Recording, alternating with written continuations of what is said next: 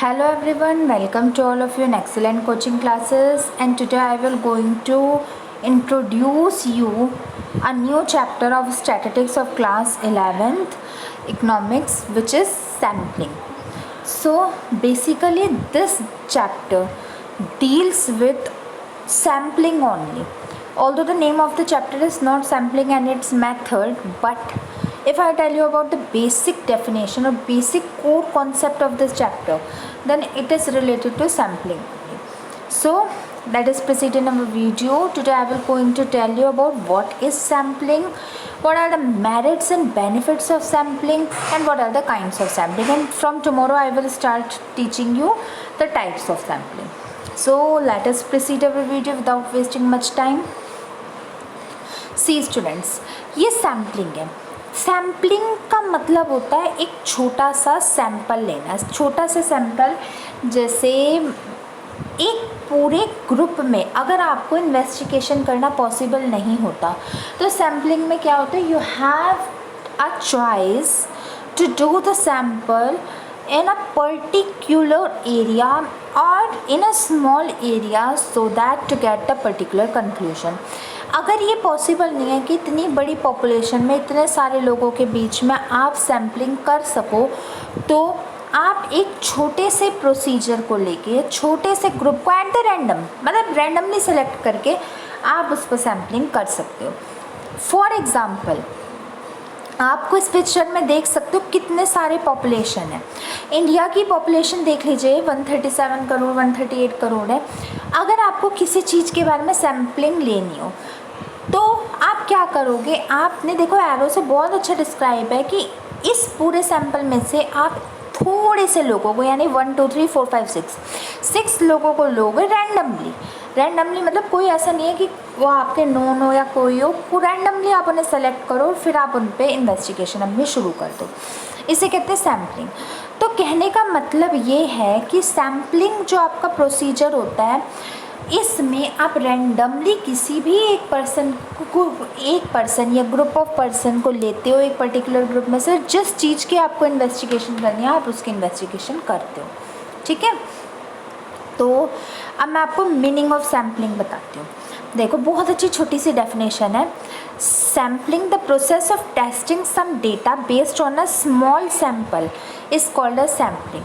आपके पास अगर आपको इस डेफिनेशन के अकॉर्डिंग अगर आपको पूरे डेटा में से एक स्मॉल सैम्पल लेना है then you have to just classify that area और फिर आप अपने सैम्पल ले लो, आप अपनी इन्वेस्टिगेशन करो. उसे कहते हैं सैम्पलिंग. मैं अभी आपको इसके कई सारे एग्जांपल दूँगी. देखो जो इसमें एग्जांपल लिखा है वो देख लेते हैं. From a cup of T a T tester determines the quality of the brand of T. आपके पास एक कप ऑफ टी और उनमें से अगर आपको टी टेस्टर लगाना है तो उसमें आपको ये पता चलेगा कि कितना अमाउंट ऑफ टी मतलब जो भी उसका देखना है कि वो पता चलेगा. मैं आपको एक और एग्जांपल देती हूँ. सुनो, जैसे आजकल पेंडेमिक चल रही है, ठीक है, सबको पता है पेंडेमिक चल रही है. तो पेंडेमिक में जो आपके कोविड के टेस्ट हो रहे हैं तो वो टेस्ट पूरे 138 करोड़ पीपल के तो करने पॉसिबल ही नहीं है. India is not a such a strong country. और इंडिया की बात नहीं है, कोई भी कंट्री हर एक पर्सन का नहीं कर सकती. और क्यों करे, हर एक को जब है नहीं तो क्या होता है, जैसे अगर दिल्ली में यूपी में एमपी में थोड़े लोगों पे रैंडमली सैम्पलिंग करके पता चल जाता है कि इस एरिया में कितने कोविड के पेशेंट्स हैं. तो अगर सपोज़ करो मुझे एक क्लास में जाके पता लगाना है कि कितने बच्चे मतलब एक क्लास की पोजीशन बताने की वो एवरेज है, मीडिएटर है, इंटेलिजेंट है, किस लेवल को बिलोंग करती है, तो मैं क्या करूँगी, मैं पूरे 40 बच्चों से अगर मेरे पास 50 बच्चों से पूछने का टाइम नहीं है तो मैं क्या करूँगी, रैंडमली कोई 10 बच्चे उठाओगे, 5 गर्ल्स 5 बॉयज़, उनका टेस्ट ले लूँगी और उनसे कंक्लूजन निकाल लूँगी. तो कहने का मतलब ये है कि सैम्पलिंग में आपके बिग डेटा में से एक स्मॉल अमाउंट ऑफ डेटा को लिया जाता है और फिर उस पर सैम्पलिंग होती है. समझ गए. चलिए अब मैं आपको बताती हूँ सैम्पलिंग के एडवांटेजेस. देखो पहला इसका सबसे बड़ा एडवांटेज होता है सैम्पलिंग का, सेव्स टाइम. ये सबसे ज़्यादा आपका सेव करती है टाइम को, क्योंकि अगर आप सबको लेके बैठ गए, अगर मैं एग्जांपल यही ले लूँ कि अगर आप पेंडेमिक में हर एक पर्सन का 138 करोड़ पॉपुलेशन का सैंपल लेने बैठ गए तो शायद कोरोना ठीक भी हो जाएगा, तब तक भी सबके सैंपल नहीं ले पाओगे। सेकेंड है फास्टर रिजल्ट। अब देखो जितना कम लोग होएंगे उतना जल्दी और इफेक्टिव रिजल्ट आएगा। The case in which the number of people are less, the resultant will be high, the result will be high. तीसरा होता है सेव्स मनी। देखो जितने अब पैंडमिक का अगर एग्जांपल ले लिया, एक किट इतना महंगा आता है टेस्ट करने का, टेस्टिंग का, अगर कोई हर एक पर्सन पे करेगा तो उतने ज़्यादा पैसे लगेंगे। In the place of it एक पर्टिकुलर लोकेलिटी में से एट द रैंडम 15 हाउसेस का ले लें, मतलब आपकी कॉलोनी में से 15 घरों का ले लिए, तो भी पता चल जाएगा, बिकॉज इट इज़ स्प्रेडिवोरियस डिसीज़। तो भी पता चल जाएगा कि कितने आपका मतलब रिजल्ट है। तो ये आपके समय को भी बचाता है और मनी को भी बचाता है, रिजल्ट भी फास्टर देता है। इन तीनों का रीज़न यही है, बिकॉज ये जो 3 पॉइंट है ऊपर वाले, इन तीनों का रीज़न यही है क्योंकि इसमें स्मॉल सैम्पल्स लिए जाते हैं, स्मॉल आपके ग्रुप ऑफ थिंग्स को कंसीडर किया जाता है। नेक्स्ट है enables more survey to be carried out. देखो अगर आपने एक लोकेलिटी से कुछ ग्रुप ऑफ पीपल का सैंपल ले लिया तो आपके पास टाइम बचेगा, आप औरों का ले लोगे। और अगर आप बैठ कर नहीं मैं तो इसी कॉलोनी के हर एक पर्सन का लूँगा, तो आप अगली कर ही नहीं पाओगे। तो इसमें ज़्यादा से ज़्यादा सर्वे हो जाता है रैंडम मेथड से। नेक्स्ट है can concentrate on a small number of units. वही बात है कि आप ज़्यादा में इतना ध्यान नहीं दे पाते हो, कम में ज़्यादा ध्यान दे पाते हो। तो वही बात है कि अगर आपके पास कोई चीज़ ज़्यादा स्मॉल अमाउंट में होती है then you have a personal attention on this, ठीक है।